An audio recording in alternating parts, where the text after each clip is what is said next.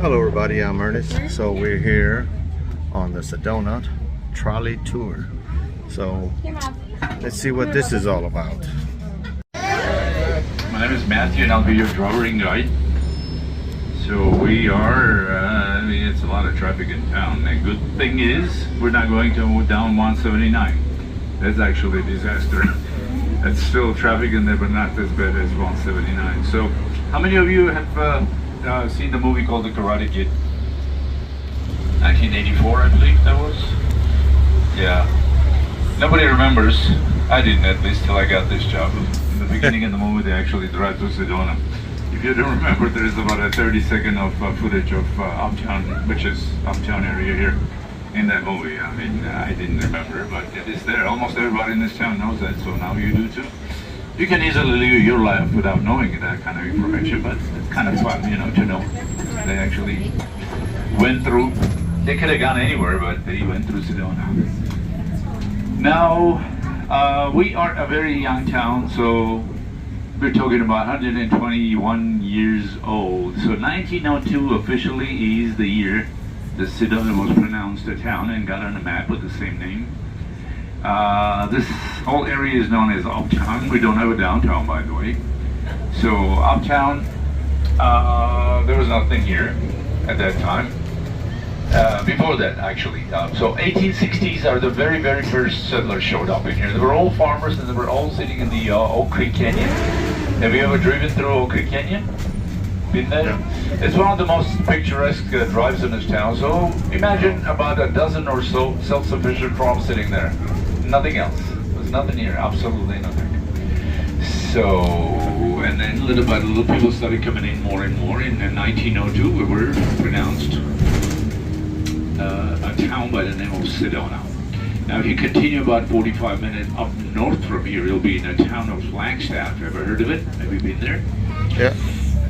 If you just don't know, it is a college town. Northern Arizona University is located there. And because of that, it's pretty expensive and a lot of kids, college kids. But it's not what they're famous for. There is only one thing you need to know about Flagstaff. World famous fact. It is the town from where the planet Pluto was discovered. If you guys did not know, the planet Pluto was discovered from Flagstaff, Arizona. There's an observatory called the Lowell Observatory, and that is the one responsible for discovering the planet Pluto. 1930, February 18th. Other than that, I don't really know what else to say about Flagstaff. I hope there's nobody else from Flagstaff here, so I don't want to offend anybody, but that's what it is. Next milestone in Sedona's history, go back in about 100 years, so 1920s. The next milestone, the new page in Sedona's history, started with the arrival of Jordan family. Jordan family, they were farmers just like everybody else, but this family was able to buy about 120 acres of land and plant over 1,500 apple trees in there. They were the largest employer in this area, and this whole area that is known as Uptown, at that time there was nothing here but an orchard. So they were specializing in growing Granny Smith apples.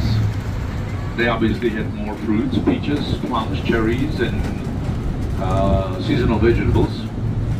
But mainly they were actually focused on growing apples, hence the Apple Avenue right here. Oh, that's right. So a statement that the Sedona's economy was born because of the apple business and Jordan family is a totally true statement.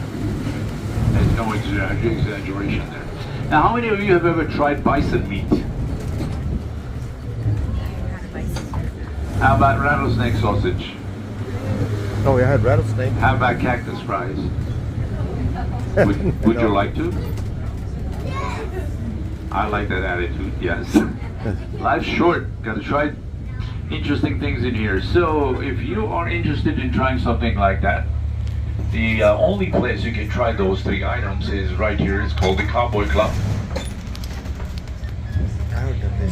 And Cowboy Club is one of the most oldest and best restaurants in this town. They got everything in there, burgers and everything else. But Those three items are the most unusual here.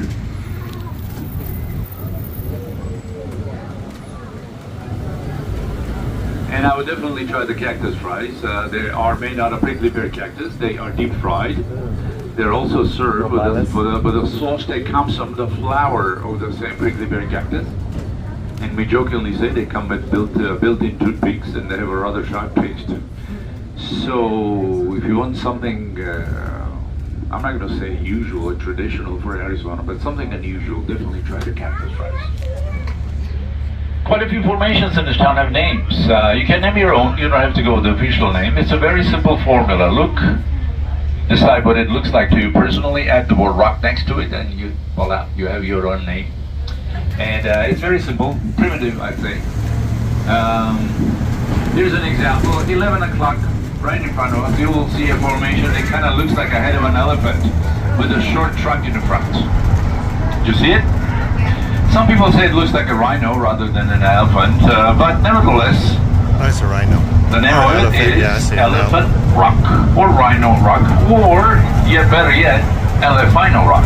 That is even better. Yeah. So that's how everything is named here. We're living uptown, we don't have a downtown, like I said, and if somebody says there's a very good restaurant in downtown area, you know immediately the person is not from here. Nobody calls it a downtown. Yeah. He was just demonstrating how not to navigate through the roundabouts. Thank you. Now we're going to West Sedona. And West Sedona is very important to us because most of our essential businesses are located in the west part of town. And we're talking about supermarkets, gas stations, movie theaters, banks, etc. And this is the only road that connects uptown to West Sedona. Now, have you ever been to a Disney park? Anybody? Yes. By any chance, remember a ride called the Thunder Mountain? Thunder Mountain. Turns out Mr. Walt Disney's been here a couple of times. And during one of his visits, he actually tried to convince the Sedona City Council members at the time to give him a permit to build a park here. And fortunately for us, in my opinion, that would have totally destroyed Sedona. Fortunately for us, they turned him down. They said, we're not prepared to destroy this gem of nature because of your park. You can do it somewhere else. Thank you, but no, thank you. So that is Thunder Mountain from Disney Park. That's where it's got that inspiration. The fact that Oh, wrong one. That one. That one right there. Color-wise and shape-wise, that is kind of similar to the design of the ride. A lot of people believe that he got an idea for that ride from this particular. There's Chicken Head. One on the right on this ridge, all the way to the He's pointing out Chicken Head It is also Point. known as Standing Eagle. Let me see if I can find it on the camera. There it is. It's kind of hard to tell. But if you look at the map of Sedona, officially it is known as Coffee Pot Rock. Even though Can't see it because of all the buildings, but there's a chicken head formation there. If you look back, you will see it looks like a coffee pot, and all south percolated with a handle in the back. $1.5 million in 1968, that's a lot of money, it's a success. But I think the name was the factor in there, not the movie.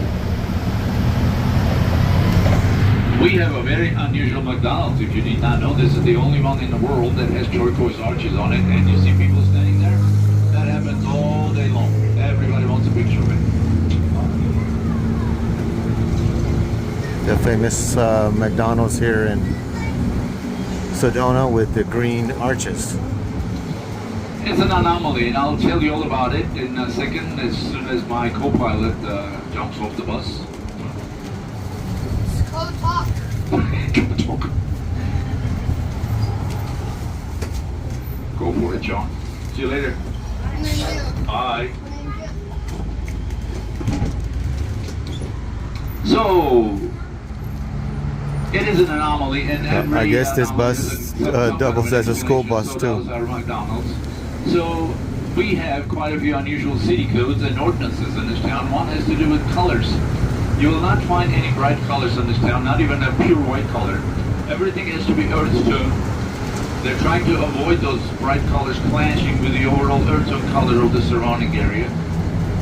And when they wanted to build a restaurant, they actually gave them an ultimatum: you either change it or you're not welcome here. They got upset, but they had, they had no chance of winning. They gave them about a list of about 20 colors. They said choose from there. So they were ahead of a lizard. It's going to be right in front of us, 12 o'clock. Right about now. Right there, to the very end. And obviously it looks like a head of a lizard, so it's a lizard head rock. Can't see the lizard. From here, it looks like a lizard. Coming back, it's going to resemble a different animal. Supposedly there's a lizard up there somewhere. On the way back. For now, lizard head rock. And if you missed it, there's an opening coming up on the right. It's going to be about 2 o'clock.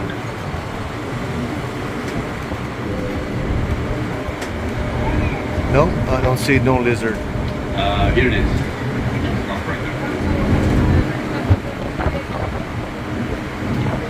There are people that cannot live without keeping it. Just live with their fingers if you did not know. That particular rock formation is called Three Fingers Rock, and that does look like three fingers. 8 months ago, a passenger from a trolley said, and also like people call it Boy Scout Rock. All you need, we have tarantulas, a couple of very venomous spiders such as brown recluse and black widow. We have scorpions. We also do have mule deer. Have you guys seen mule deer? It's a cute looking deer, mid-size, big floppy ears like mules, so hence the name mule deer. And the most unusual creature that lives here is called javelina. Have you seen javelinas? Now, javelinas are usually compared to small wild pigs or boars.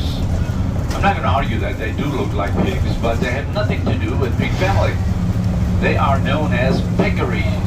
And peccaries are distant relatives with hippopotamus, badger, giraffes, and antelopes. They have nothing to do with pig family whatsoever. But they're all over this area, and another state that has tons of javelinas is Texas. There's a big population of javelinas.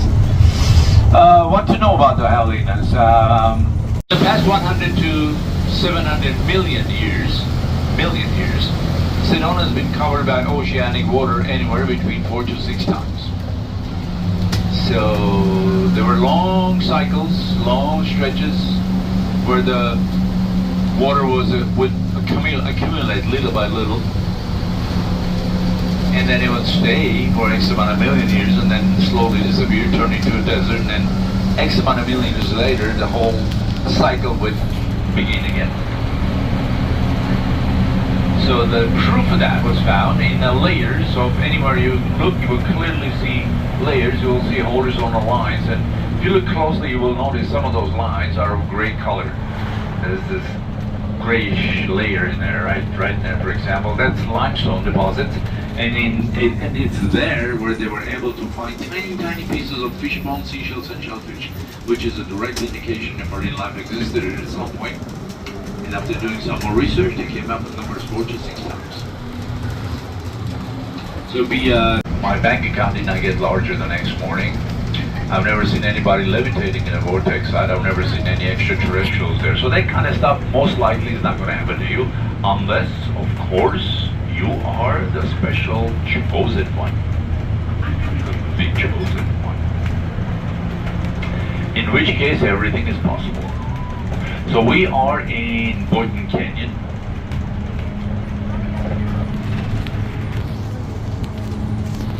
And unfortunately, even though we see the end of it, we won't be able to go all the way to the very end because one of those expensive and exclusive resorts is sitting there called Enchantment. And it's so expensive that only famous and people can stay there, or maybe rich trolley drivers if you can find one. All we gotta do is turn around and stop because they don't want us there. So that's very, very nice area, by the way. I'm gonna give them a credit for that. Now they own the structure and business, but they do cover the people and keeping us safe and alive. Basically, that's what it is in general.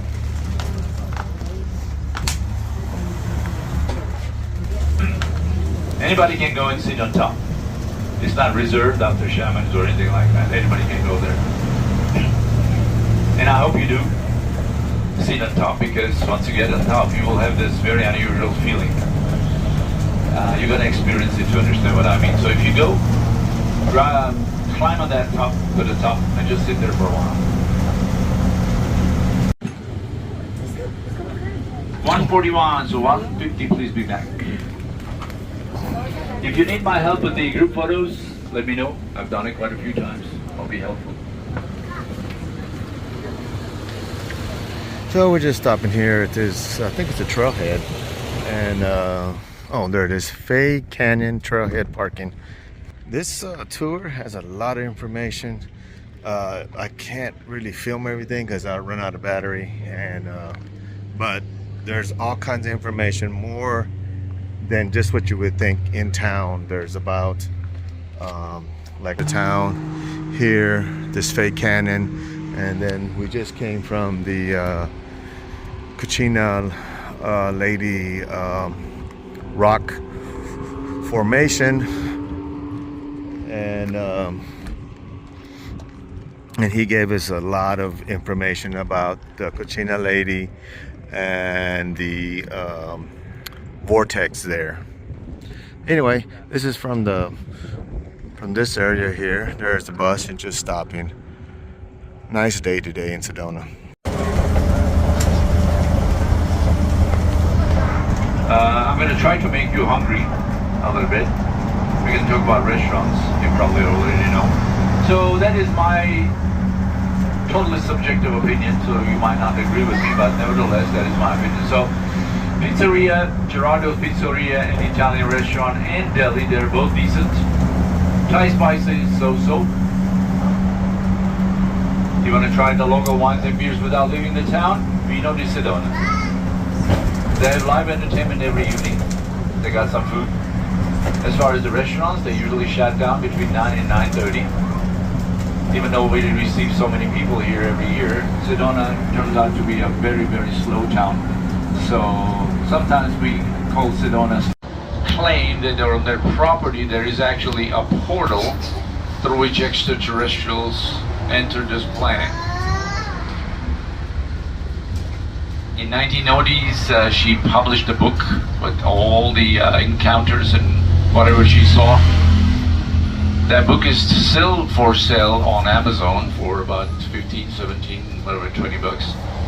It is known as Merging Dimensions, a rich submarine rock. And some people claim it looks like a steamboat with the water wheels on its side and a pilot on top, so you can choose between those two names. To the left of that pilot, you will see one large figurine and three smaller together. That is known as Preacher and Three Nuns. People say he's been preaching there for centuries, that's why they look so stoned in there.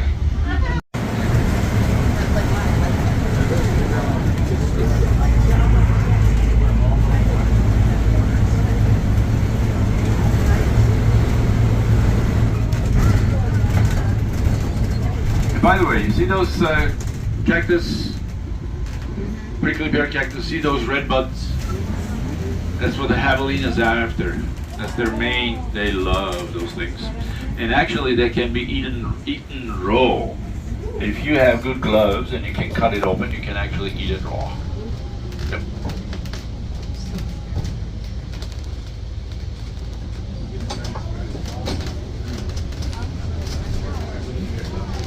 In front of us, you will see Outlaw Grill. Decent. I like. A lot of people like them. Right here. There's always a line in there.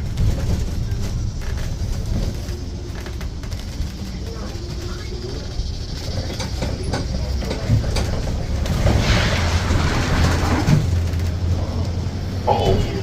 Sorry.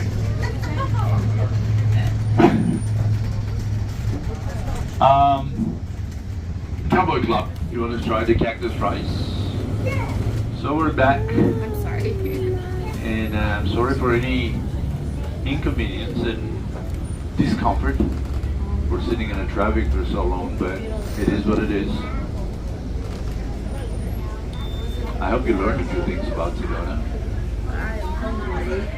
Now, 89 Agave Cantina is a Mexican place. It's okay. It's decent. So is Don Diego right next to it.